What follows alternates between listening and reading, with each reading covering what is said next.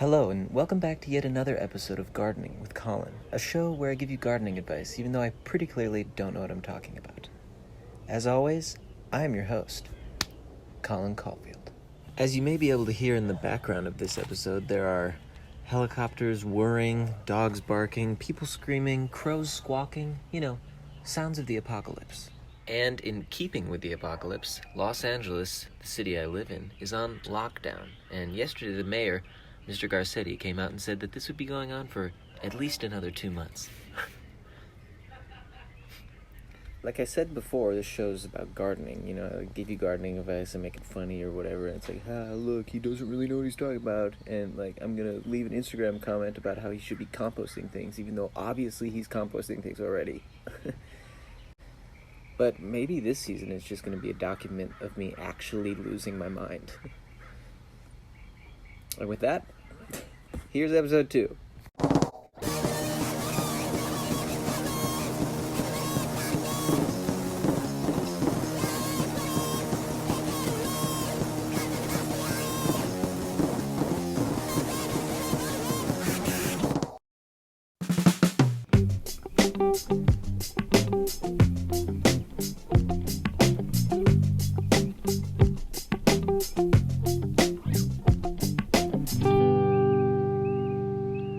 As you may be able to tell, this show is a bit throw and go. A lot of times I wake up and I'm like, what am I going to make the episode about? But yesterday, my roommate told me about this thing called victory gardens. During World War I and World War II, government-funded victory gardens were plots of land maintained by citizens in an effort to battle food shortages.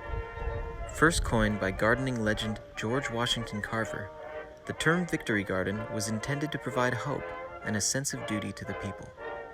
Food at the time was prioritized for troops, leading to empty shelves in grocery stores, but the programs worldwide were a great success. During World War II alone, these gardens produced 1/3 of the vegetables in the United States.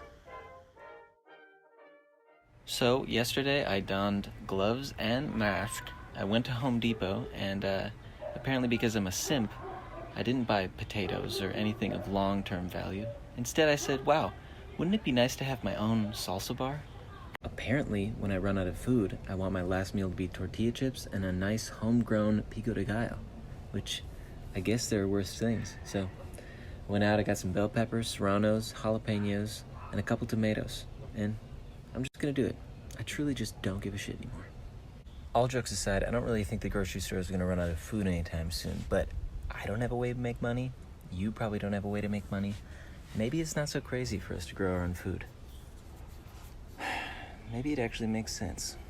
And even if you don't have the time, the space, or the know-how to grow all of your own food, gardening just a little bit can do wonders for your mental health. During the wars, victory gardens were partially pushed as a morale booster, a way for people to feel productive in a time of great pandemonium and extreme uncertainty.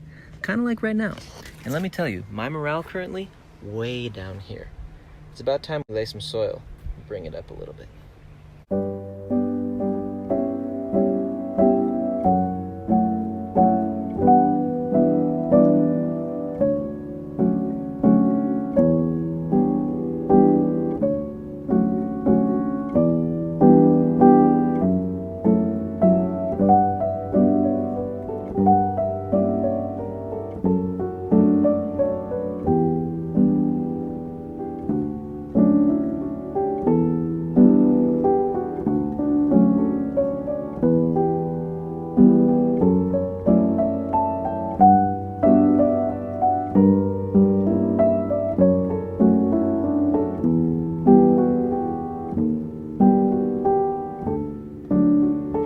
And there you have it, everyone. Another day, another no dollar. But you know what? I feel so much better than I did when I woke up. I'm so glad I started my COVID-19 victory garden.